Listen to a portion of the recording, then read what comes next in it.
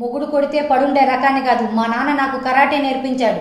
ఆయన కొట్టాడు, నేను కొట్టా. తప్ప అక్క? ఆయన కొట్టాడు, నువ్వు కొట్టావు. మరి పుట్టింటికి ఎందుకు వెళ్ళా? మగాడికి ఆడదానికన్నా అహం ఎక్కువంట. వాడు ఆ అహాన్ని చంపుకొని అలిగెళ్ళిన పెళ్ళాన్ని బతిలాడి తెచ్చుకుంటాడు. నువ్వే అనొచ్చు, ఆ అలిగెళ్ళిన పెళ్ళాన్ని మొగుడు బతిలాడితే చాలా బాగుంటుంది అన్నావు కదా అని. మొగుడిని కొట్టే వాళ్ళకి కాదు, మొగుడు పరువును పుట్టింట్లో దిగదార్చే వాళ్ళకి కాదు, మొగుడిని ప్రేమించే వాళ్ళకి. పెళ్ళైన ఆడపిల్లకి అత్తవారింట్లోనే విలువ, పుట్టింట్లో ఉండదు. అంతెందుకు, మీ అమ్మని నాన్న వదిలిపెట్టి 10 రోజులు మన ఇంటికి రాను, మొగుడిని వదిలిపెట్టి వచ్చిద్దేమో. మీ నాన్న నీ రక్షణ కోసం కరాటే నేర్పించాడు. నీకు రక్షణ ఇచ్చేవాడి మీదే ప్రయోగించమని కాదు. మా పెద్దమ్మ 20 ఏళ్ల కింద పతియే పశ్చత్త దైవం అని చెప్పింది, పతిని పూజించమని. కానీ మేము తిట్టడాలు కొట్టడాలు చేస్తుంటాం. కానీ ఏం చేసినా 4 గోడల మధ్య పగలంతా చేసి రాత్రికి ఏకమయ్యి ఉదయాన్నే నిన్న ఏం జరిగిందో కూడా మర్చిపోతాం.